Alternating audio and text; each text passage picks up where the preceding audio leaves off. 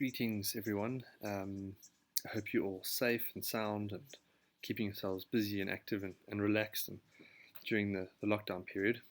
I thought that since we were all at home and since we were unable to do our tour up north, that I'd put together a very small introductory slideshow to the project that I'm launching up in northern South Africa.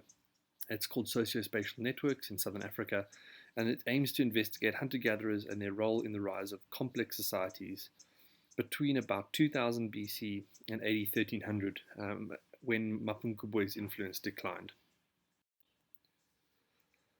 The region I'm talking about is marked off here as number 6. It's in a bigger area that I call Central Southern Africa, which is the large dashed ring marked A, and it's just on the eastern fringes of the Kalahari area, which is the small dashed ring marked B. These other areas marked 1 to 10 indicate other prominent sites. I'm not going to talk about all of them, but Makadikali Pan's number 3, Matopo is number 4, and then Sofala area number 5 are significant in terms of this study. But I'll get into that either later in this talk or otherwise in more detail in upcoming talks. More specifically, this is what I call the Middle Limpopo Valley. It's also known as the Shashi-Limpopo Confluence area, and it's in this zone that some significant archaeological sites are known. Most famously, and has seen probably more attention than any other site, is Mapungubwe, marked MPG on this map. Its precursor is K2, also known as Bambanjanalo, and before that is SC Schroeder. Schroeder was the local center when the first farming communities moved into this valley, probably just before AD 900. Up until around that time, there probably or possibly were some farmer communities in the area, or farmer communities just passing through, and that began roughly, let's say, not before AD 200. But until then, or before then rather, the only people in the area were foragers or hunter-gatherer communities. And there's been quite a few excavations at their sites as well. I'm obviously not showing all the excavations in the region. There's been a lot at farmer settlements, but most of the hunter-gatherer excavations are shown. The one I want to talk about now is LMS, which is roughly in the middle of the map. That's Little Muck Shelter. The reason I'm going to talk about this, it's because this is the first site that we're going to be excavating as part of this bigger project. There will be probably 2 sites that are excavated in total, depending on our results at Little Muck Shelter, because we may just spend 3 seasons there rather than just 2 seasons there and 1 season somewhere else. But other sites like DS Zombo Shelter, MS Mafunyane Shelter, BMS Belerno Main Shelter, LK Liokwe Hill. These are sites that we probably will investigate further, but based purely on the current assemblages that are housed at various institutions in South Africa and also in Botswana. So, Little Muck Shelter. Here is a close-up view of the Little Muck Shelter area. You can see it at the top left. It is about 1.5 kilometers from Liokwe Hill. Little Muck Shelter is a shelter inside a sandstone ridge that's running around the back of the Kalopi River. The site itself looks something like this. This is a plan view of the site.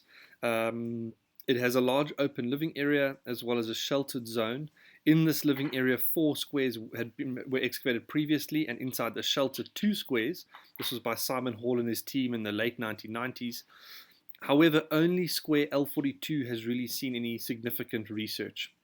So there's a lot of work still needs to happen at this site. And that's why we're reinvestigating it, partly because not much has been studied at the site.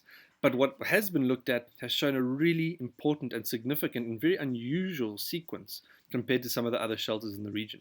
Now, the map I showed you earlier with Liokwe Hill, what's very interesting is as Liokwe Hill sort of began to rise to prominence, this is around 8900, there's an incredible increase in materials at Little Muck Shelter, but only specific artifacts, which I'll talk about momentarily. However, from about 81,000, when farmer interactions with new farmer groups changed, and you see a lower ranked farming community appear known as Liokwe, suddenly hunter-gatherer access to a lot of wealth, prestige, and so on starts to diminish as well. So there's this really complex network of social relations occurring in the valley, and that's something we're going to investigate and try and tease out. Outside the site is a series of gaming boards. They go by various names: Mancala, Nzoro, and also groove areas from grinding and pounding activities on the rock. Inside the shelter, there's also a beautiful sequence of rock art. On the left here, you can see a Y-shaped painting, which would have depicted a loincloth or apron. But the site actually is known as Tudwa Shelter, which means giraffe. And here are redrawings of two giraffe in the site, which are absolutely phenomenal, beautifully colored, incredibly detailed, a bit faded now, as often happens with rock art, but it's really a fantastic painting. And the entire sequence includes elephants and bird tracks and all kinds of creatures. It's a lovely panel to view. So the site was excavated in the late 1990s. As I mentioned, not a huge amount of research has gone into the site, although despite it being a very significant and incredible find.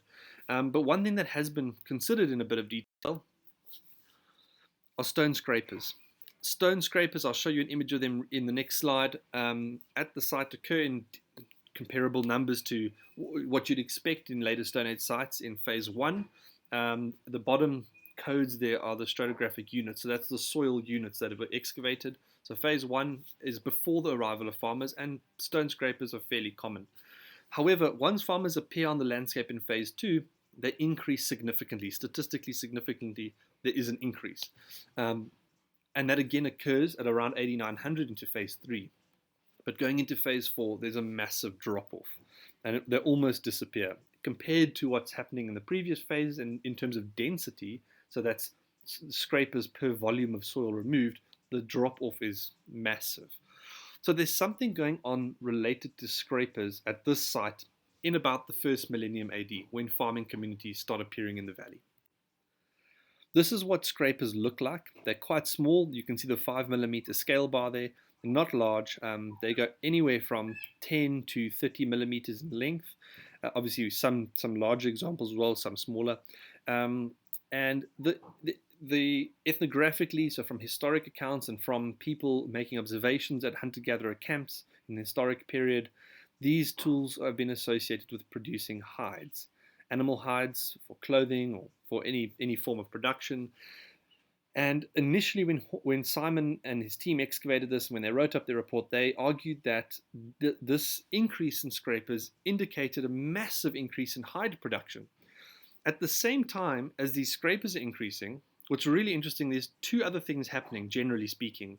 On the one hand, you have all other artifacts related to hunter-gatherers decreasing. So other types of stone tools, faunal waste from consumption patterns, pigments, shell, these things are all dropping in density while the scrapers are increasing.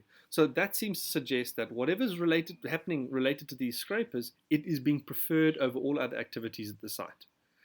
The second thing that starts to change is there is an increase in trade-related goods. Ceramics, for example, and possibly ceramic contents, beads, glass beads specifically, and other implements related to trade, which I'll show you in a moment.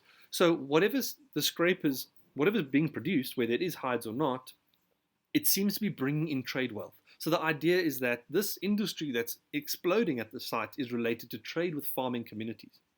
Myself and some colleagues then looked at these scrapers under a microscope, and we looked at wear patterns along the edge, what we call the working edge, so the business edge of the scraper, just a term we use. And we looked at wear patterns, and we found that most of the 396 scrapers, 195 of them had some form of wear. And 55% of that, so I think it's 108, had wear consistent with working rigid materials. So that, for example, could be wood or bone. So it seems that hide was probably being worked at the site, plus rigid materials, which may have included wood or bone or some other items. So it seems that there's this explosion of not just hide production, but crafts in general. So people living at the site during this period in time seem to have become craft specialists, and this was all geared to trade.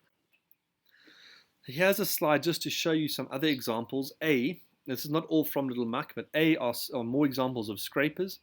You can see the different shapes and sizes. The scale bar there is up to 2 centimeters. B are backed tools. Now, backed tools are generally associated with hunting.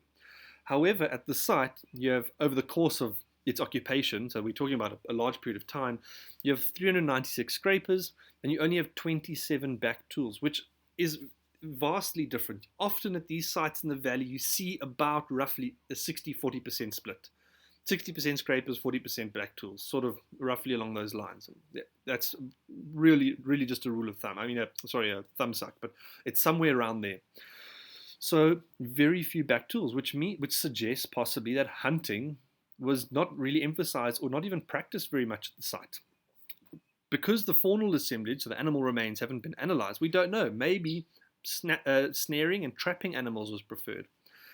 Anyway, there's something interesting going on there. One of my students has looked at that assemblage now and found some really interesting results as well in terms of hunting preferences or patterns.